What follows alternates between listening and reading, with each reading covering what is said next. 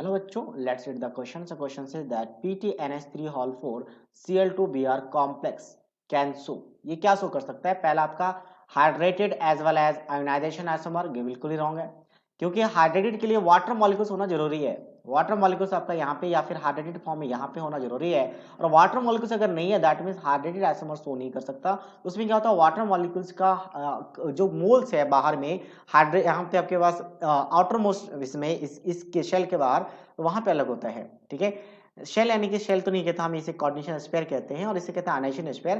तो ionisation sphere के बाहर वाटर मॉलिक्यूल्स का मोल अलग अलग होना चाहिए, तो यहाँ पे वाटर है ही नहीं तो अलग मोल देख ही नहीं सकते। नेक्स्ट है ionization as well as geometrical isomer. अब आयनेशन तो है, आयनेशन का मतलब क्या होता है, आयन के एक्सचेंज, मतलब क्लोरीन और ब्रोमीन को एक्सचेंज कर दो। तो क्लोरीन और ब्रोमीन को अगर हम एक्सचेंज करते हैं, हम एक भी कर सकते हैं या दोनों का दोनों भी कर सकते हैं एट अ टाइम। ठीक है, हम किसी एक का भी करवा सकते हैं या फिर दोनों का करवा सकते हैं।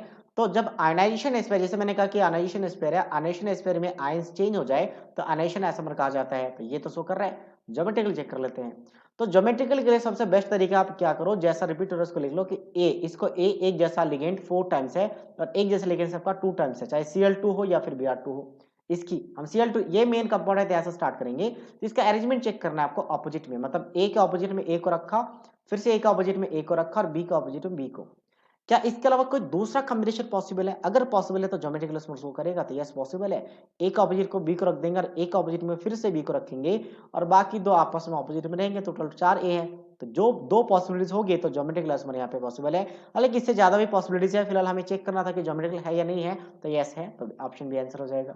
नेक्स्ट है linkage as well as geometrical. Geometrical तो है, लिंकेज की बात करते हैं तो लिंकेज में क्या होता है, कोई एम्बिडेंट लिगेंड्स अगर हो, हम सी की बात करें एम्बिडेंट, जैसे NO2, तो NO2 में नाइट्रोजन लॉन पे डोनेट कर सकते हैं, या फिर सेकंड पॉसिबिलिटी जो है ऑक्सीजन भी अपना लॉन पे डोनेट कर सकता है। कोई एट ए टाइम कोई एक ही एटम जो है लॉन पे डोनेट करता है, तो ऐसे लिगेंड्स को कहते हैं एम्बिडेंट, और ऐसे आइसोमर को कहते हैं हम लोग लिंकेज आइसोमर। तो यहाँ पे कोई एम्बिडेंट लिगेंड्स नहीं है, तो एम्बिडेंट आइसोमर पॉसिबल भी नहीं है। Next ionization as well as optical isomer. अब देखो ऑप्टिकल आइसोमर के लिए प्लेन ऑफ सिमेट्री नहीं होना चाहिए, बट अगर इस मॉलिक्यूल्स में देखा जाए तो प्रॉपर प्लेन ऑफ सिमेट्री बन रहा है। मतलब आपका पीटी है, पीटी के साथ 4 NH3 को आप अरेंज कर लो प्लेन में, क्योंकि ऑक्टेल कॉम्प्लेक्स होगा। कोऑर्डिनेशन नंबर 6 है, कोऑर्डिनेशन नंबर 6 के लिए फिक्स होता है ऑक्टेल कॉम्प्लेक्स। तो मैं कुछ इस तरह से ऑक्टेल कॉम्प्लेक्स बना लूंगा और श्योर प्लेन ऑफ सिमेट्री दिख रहा है। अगर मैं इसे एज ए स्लाइस काट कर दूं तो प्लेन ऑफ सिमेट्री, और प्लेन ऑफ सिमेट्री अगर होगा तो ऑप्टिकली इनएक्टिव होगा।